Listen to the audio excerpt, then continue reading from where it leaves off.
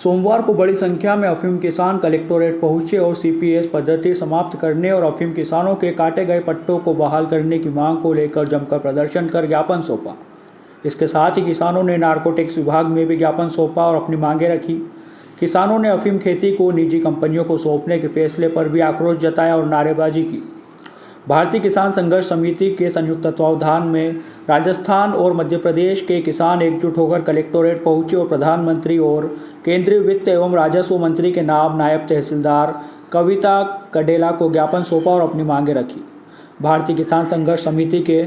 शैलेंद्र सिंह ठाकुर ने बताया कि भारत सरकार के केंद्रीय वित्त मंत्रालय के राजस्व विभाग द्वारा अफीम किसानों की समस्याओं की ओर ध्यान नहीं दिया जा रहा है एवं उनके उचित प्रतिनिधियों से बातचीत न करके अन्य लोगों से बातचीत कर तमाम नीतियों का निर्धारण किया गया है,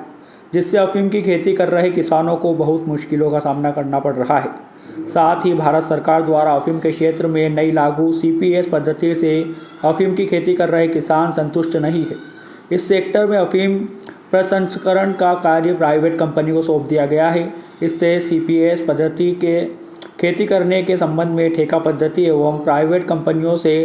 विदेश की तर्ज पर खेती कराने की आशंका प्रबल हो गई है, जिससे किसानों में असंतोष है। अफीम के मूल्य निर्धारण में उचित प्रक्रिया अपनाने की ज़रूरत है, लेकिन सरकार का ध्यान इस ओर बिल्कुल नहीं है। अफीम किसानों ने ज्ञापन सौंप 1997 और 98 में काटे गए सभी अफीम पट्टे बहाल करने, अफीम खेती कर चुके सभी पुराने किसानों एवं अफीम की खेती करने के इच्छुक नए किसानों को लाइसेंस दिए जाने और सीपीएस पद्धति पर पुनः विचार कर समाप्त करने, अधिकांश किसानों को परंपरागत तरीके से खेती करने हेतु लाइसेंस दिया जाने, डोडा चूरा के संबंध में स्पष्ट नीति अपनाते हुए 829 झूठे केस में फंसाए गए किसानों को रिहा करने एवं परंपरागत तरीके से की जा रही अफीम खेती तथा सीपीएस पद्धति के लोगों को उचित मूल्य निर्धारण करने,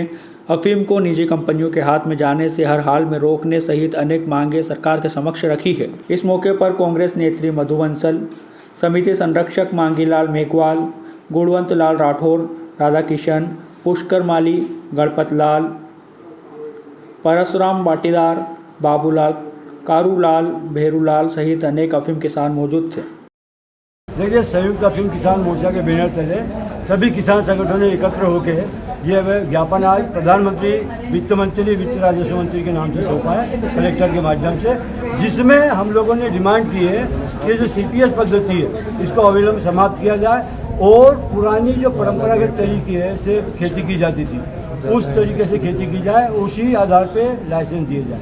और 97 और 1980 के पहले के जिन पट्टों को काटा गया है उनको तुरंत अविलंब बहाल किया जाए, नए और पुराने इच्छुक किसानों को नए पट्टे दिए जाएं, क्योंकि आप विदेश से खसखस आयात कर रहे हैं। हमारे यहाँ का किसान इन सबको बहुत बेहतर तरीके से उत्पादित करने में सक्षम है। ये जो निजीकरण किया जा रहा है अफीम प्रसंस्करण का और प्राइवेट कंपनियों को लाइसेंस दिए जा रहे हैं, इसको अविलंब समाप्त किया जाए और पब्लिक प्राइवेट पार्टनरशिप के स्थान पर सरकारी क्षेत्र में अफीम प्रसंस्करण का कारखाना खोला जाए। डोडा चूरा और अफीम का मूल्य अविलंब बढ़ाया जाए और इस मामले में सांसदों और बड़े बड़े नेताओं से जो बातचीत करके